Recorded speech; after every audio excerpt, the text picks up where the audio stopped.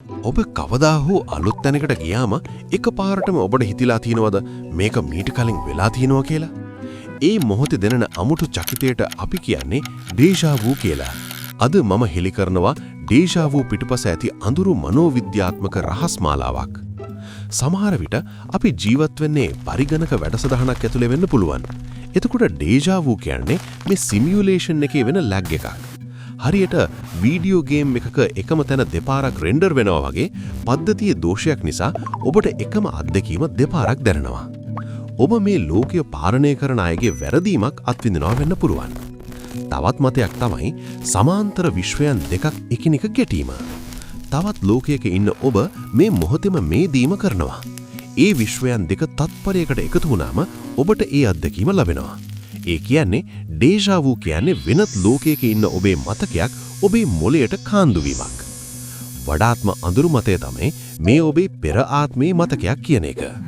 සමහරු විශ්වාස කරනවා ඔබ කලින් ආත්මයකදී මේ අනතුරටම මුහුණ දුන්නා කියලා. ඒ නිසා ඩේජා වූ කියන්නේ නිකම්ම හැඟීමක් නෙමෙයි.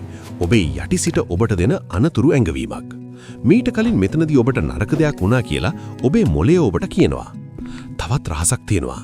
සමහර විට ඩේජා වූ කියන්නේ ඔබ හීනෙන් අනාගතය දැකපු අවස්ථාවක් වෙන්න පුළුවන්. අපේ යටිසිතට පුළුවන් ඉදිරියට වෙන්න තියෙන දේ කලින් ග්‍රහණය කරගන්න.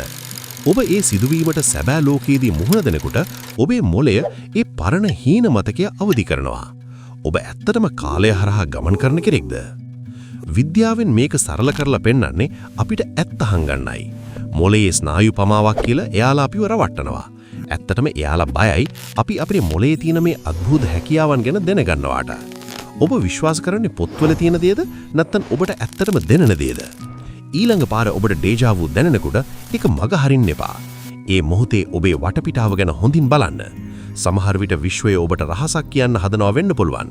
මේ වගේ අඳුරු රහස් දිගටම දැනගන්න ෆැක්ට් කෝටෙක්ස් පවුලට අදම සෙට් වෙන්න. ෆැක්ට් කෝටෙක්ස් සබ්ස්ක්‍රයිබ් කරන්න. ජයග්‍රාහී දවසක්.